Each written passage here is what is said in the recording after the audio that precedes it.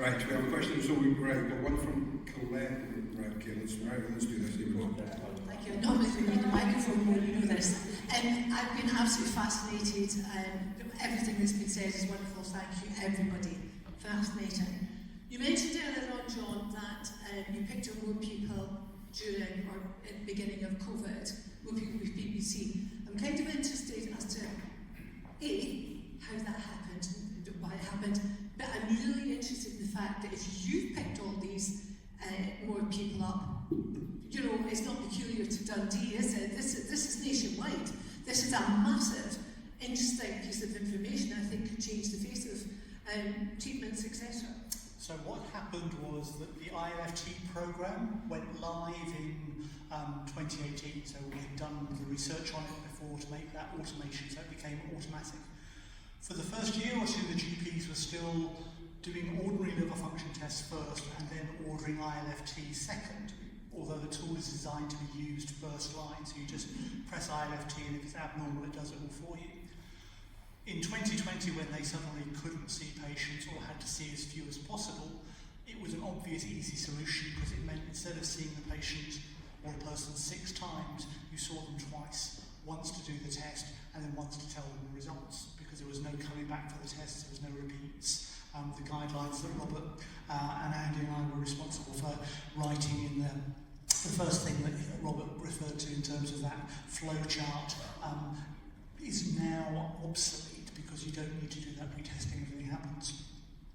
So it then meant that we had this surge of people being tested just automatically, and that's where we found more patients. Tayside wasn't slow in terms of how many of the anti-mitochondrial antibodies, one of the variants of it was invented and discovered in Tayside, so it's not, in the past we've always been very good at PBC, and if the idea we can find that we've already got one of the highest prevalences in the country, and we do more testing and we find more people, that's where we need to get to. So if Tayside is still finding more people on top of having probably the highest prevalence outside Newcastle, I think we're even higher than Newcastle at times, that's what's going on. So there is more people out there. Whether Richard Aspinall in Plymouth or Matthew Cramp in Portsmouth, other way around, down in the very south of the country would have the same prevalence, I think is a challenge for us if we're going to get to the 90%. I think the 90% in terms of the audits, etc., that second part is easy. The people in the clinic, it's about doing the simple things well, and that's just, the first 12 are always going to be the best performers. It will be the last 12 that will be the challenge. And the 25% of hospitals in the UK that don't have any gastroenterologists in them that we might have more of a challenge with. But that bit's easy. But finding everybody is going to be much more of a challenge. So once we've got the people that we need to find, I think we just need to do the simple things properly. But finding them in the first place is going to be more of a challenge. And do you believe, as I'm beginning to believe, these numbers are higher than what we ever suspected? That's the conclusion I'm coming to, although you don't have that evidence. I think it is. I think we will probably find, but the people that we're missing are predominantly people who will have the milder end of the syndrome, which that's no problem in terms of finding them, but it's not people who are going to end up in transplants. The people that we really can't afford to miss are the people who, if they're diagnosed early and put on appropriate first and second line therapy, never came to transplant, and to avoid those cases that Dave described to us, and that's the challenge. It's of the people that we're missing, there's probably a small number of people who we would make a huge difference to if we found them. We'll find lots of people who will end up with a label that will give them the opportunity to join the foundation. Okay, there's my final point as a remark. I'm so proud of every single person in this room. Robert, I'm so proud of you. You and your team are doing an amazing job. Thank you from us all.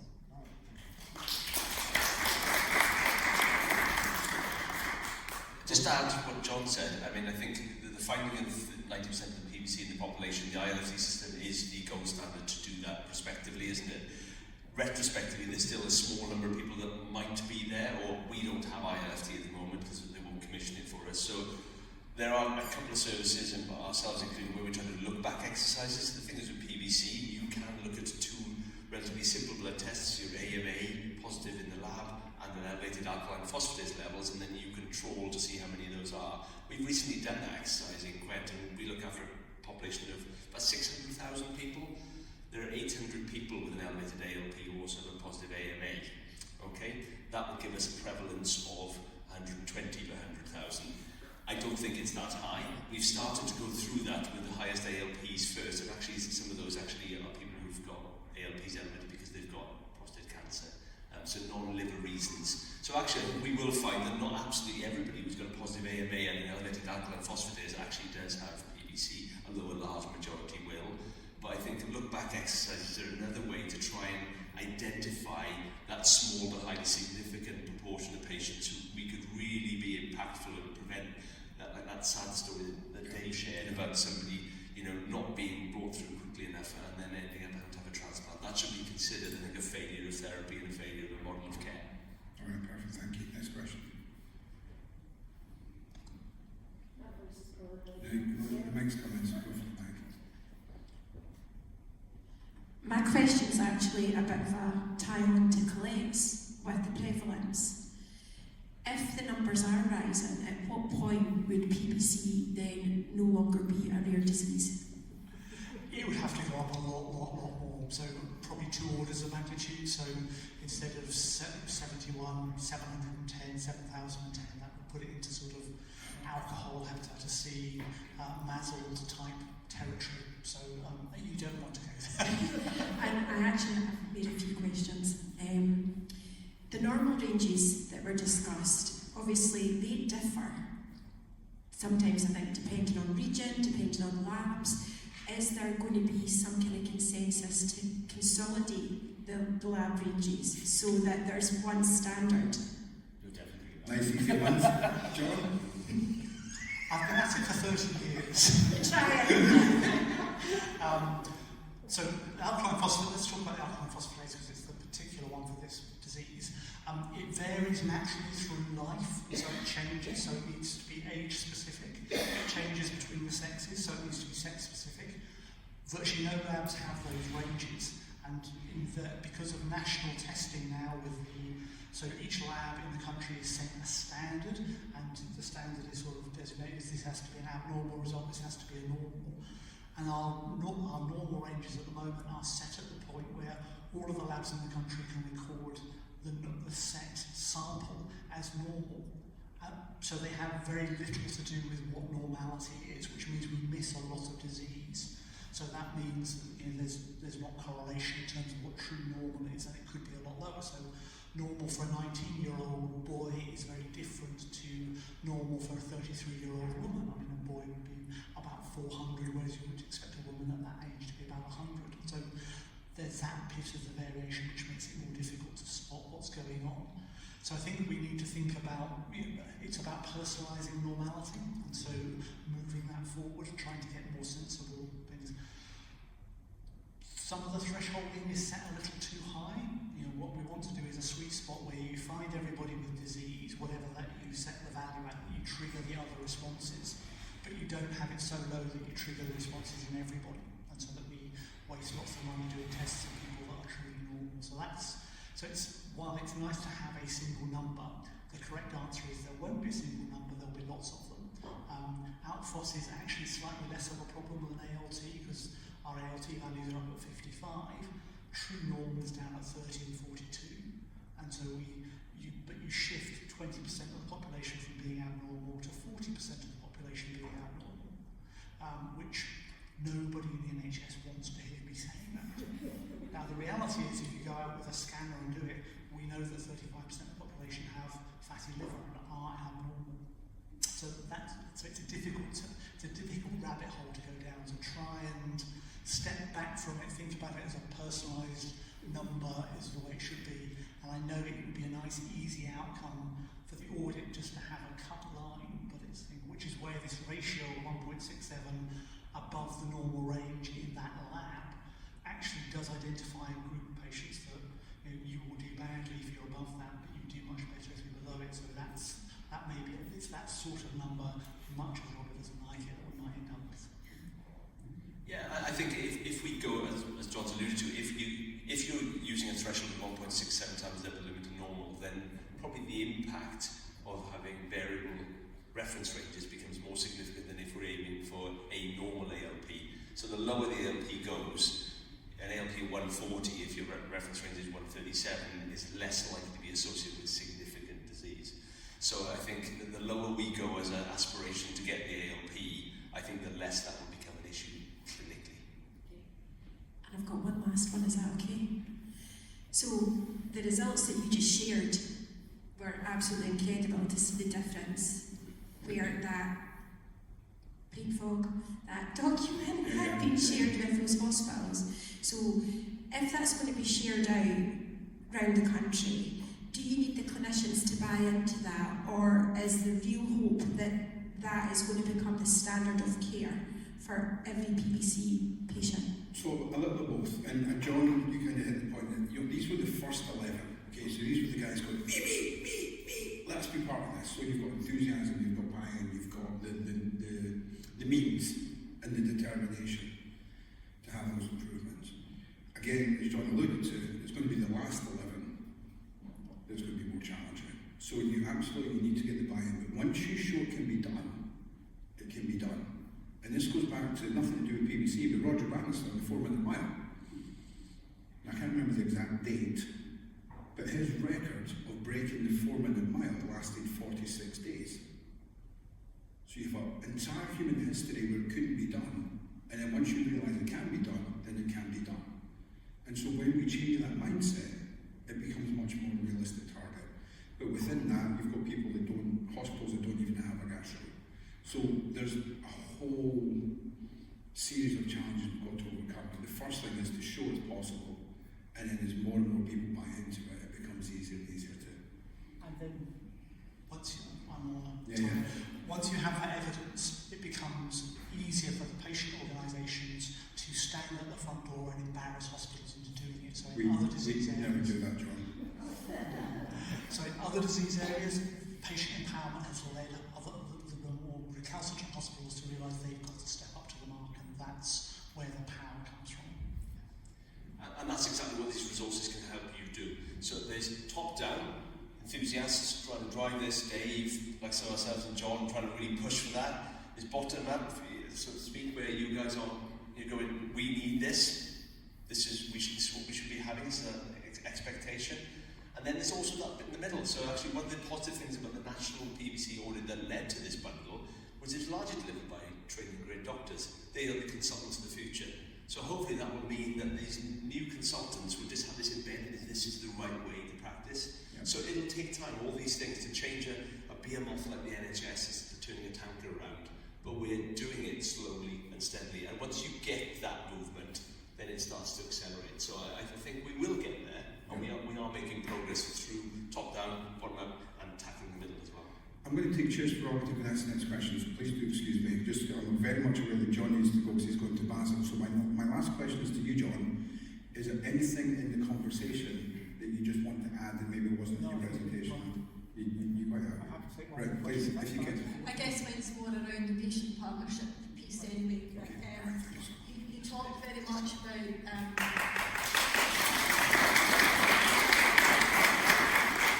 so I'm a PBC novice today. I'm here as a guest, so this is my introduction, if you like.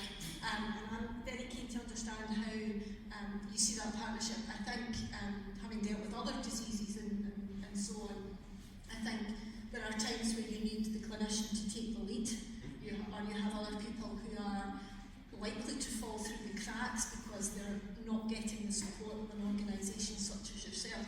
How do you deal with that, and does that come through the checklist of ensuring that there's a standard, a base standard there for everybody? I'm very conscious that I think there needs to be a balance. I think one size doesn't fit all in any disease or any illness or whatever, in terms of, and a lot of patients will look to the clinician to be the expert and not to be the ones having to drive what they need to happen with their care. Absolutely right. I think so there's several strands to that question, isn't it? Coming back to what the standards are, and coming back to your question as well, is that the standards of 90%, they've been set for a while.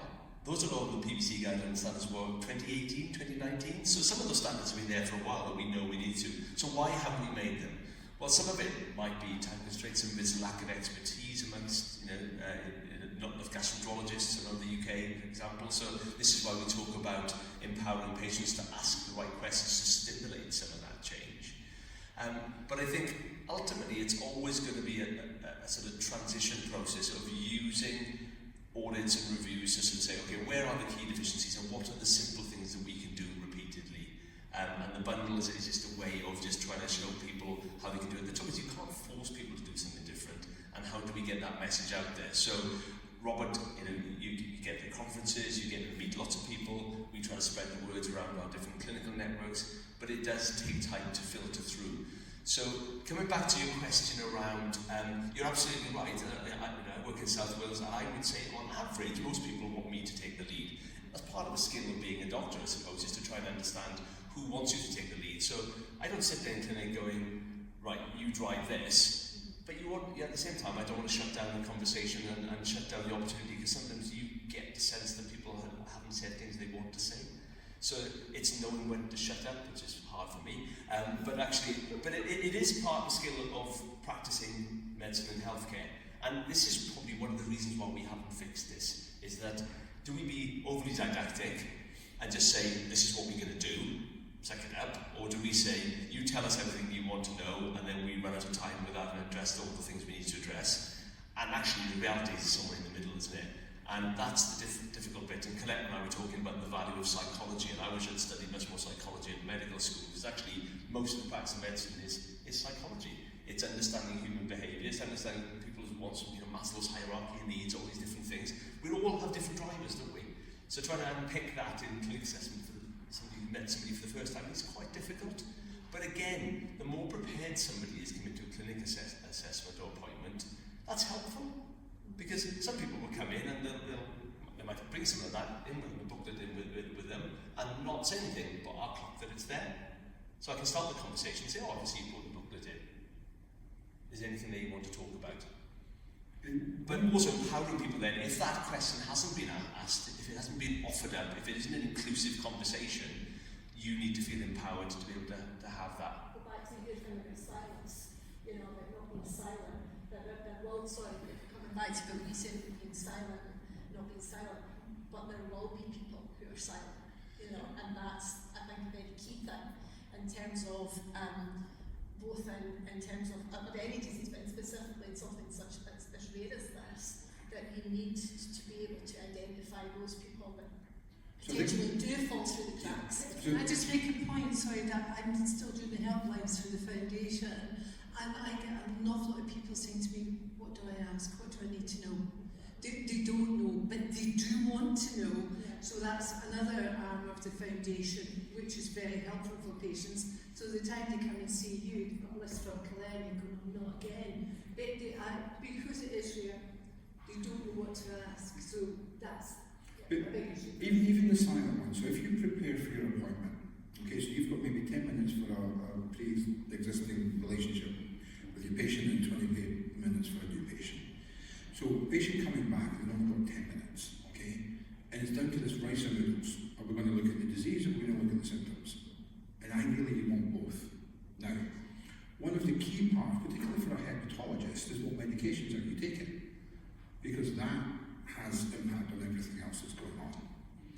Now, if you've prepared, and you've got a muscle for this, a bone therapy for osteoporosis, and this is what it is, blah, blah, blah, blah, blah, that takes up 7 seconds.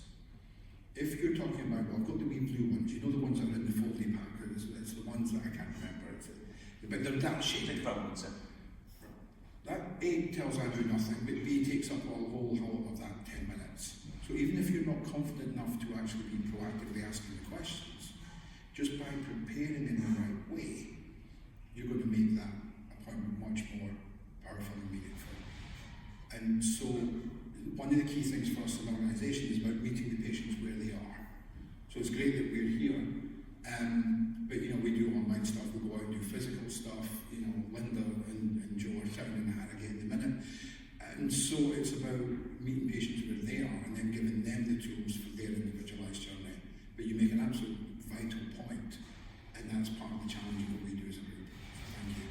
Any other questions around